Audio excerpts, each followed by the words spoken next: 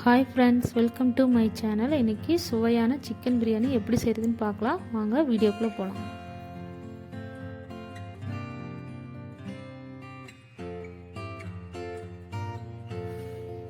இன்றைக்கி பிரியாணி செய்வதற்கு ஃபஸ்ட்டு பாஸ்மதி அரிசியை ஊற வச்சுக்கலாம். நான் இன்றைக்கி 1/2 கிலோ பாஸ்மதி அரிசி எடுத்துக்கலாம்.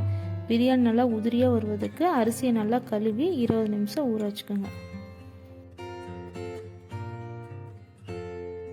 சூடு பண்ணி அது கூட 4 ஸ்பூன் ஆயில் சேர்த்துக்கலாம். இது கூடவே பட்டை, கிராம்பு, லவங்கம், பிரியாணி எல்லாம் சேர்த்துக்கலாம்.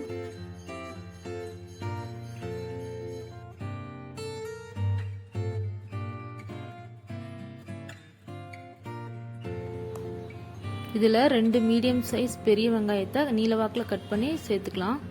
கூடவே 3 பச்சை மிளகாயும் அதில் சேர்த்துக்கலாம். 1 நிமிஷம் நல்லா வெங்காயத்தை வணக்கிக்கலாம்.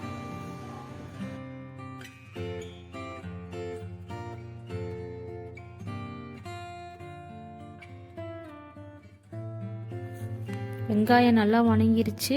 இஞ்சி பூண்டு பேஸ்ட் கொஞ்சம் சேர்த்து நல்லா பச்சை வாசம் போகிற வரைக்கும் நல்லா வணக்கி எடுத்துக்கலாம்.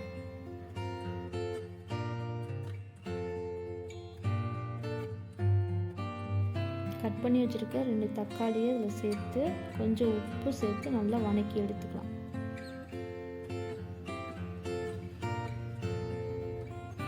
இப்போதான் தக்காளி நல்லா மையா வணங்கும். இது கூடவே புதினா, கொத்தமல்லி ஒரு கைப்பிடி அளவு எடுத்து கட் பண்ணி போட்டுக்கலாம். போட்டு நல்லா வணக்கி விட்டுக்கலாம். 1/2 கிலோ சிக்கனை நல்லா கழுவி இதில் சேர்த்துக்கலாம்.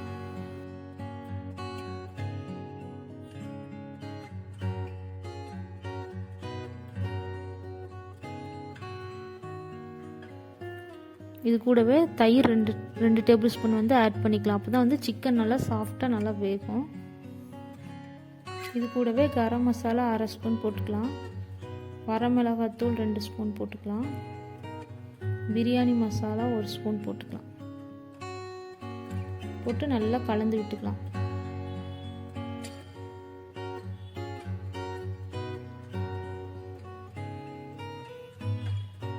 சிம்லேயே 5 நிமிஷம் நல்லா வேக வைங்க. அப்போ தான் சிக்கன் நல்லா சாஃப்டாக வேகும்.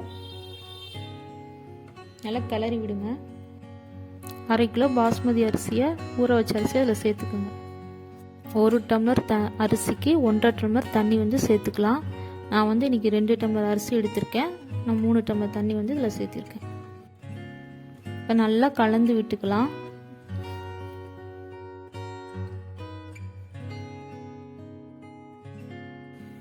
இந்த பதத்துக்கு வந்ததுக்கப்புறம் சாப்பாடை நம்ம தம் போட்டுக்கலாம். குக்கருக்கு அடியில் தோசைகளை வச்சுக்கலாம். குக்கருக்கு மேலே ஒரு தட்டு மூடி போட்டு மூடிக்கலாம். அது ஆவி வெளியே போகாமல் இருக்கிறதுக்கு ஒரு பாத்திரத்தில் தண்ணி எடுத்து வச்சுக்கலாம்.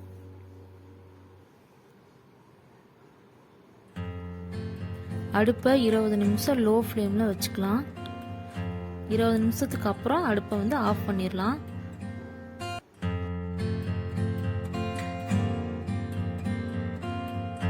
அஞ்சு நிமிஷத்துக்கு அப்புறம் திறந்து பாருங்க. பிரியாணி நல்லா குழையாம அடிப்பிடிக்காம நல்லா உதிரியாக வந்திருக்கு. நீங்களும் உங்கள் வீட்டில் செஞ்சு பாருங்க. நீங்கள் ஃபர்ஸ்ட் டைம் எங்கள் சேனலை பார்க்குறேன்னா மறக்காமல் லைக் பண்ணுங்கள், சப்ஸ்கிரைப் பண்ணுங்கள். தேங்க்யூ.